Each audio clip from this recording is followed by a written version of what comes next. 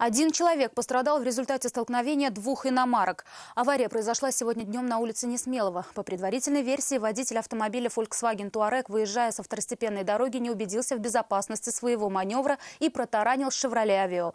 Что было потом, знает Нафиса Минязова.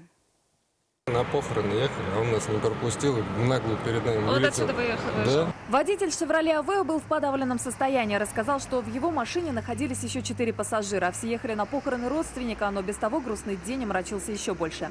На улице Несмелого, когда они ехали по главной дороге, внезапно для них со второстепенной и на высокой скорости выехал Volkswagen Touareg. Столкновение водитель Chevrolet избежать не смог. Удар был настолько сильным, что у легковушки сработали подушки безопасности. Но несмотря на это, пострадал пассажир, сидевший на переднем сиденье.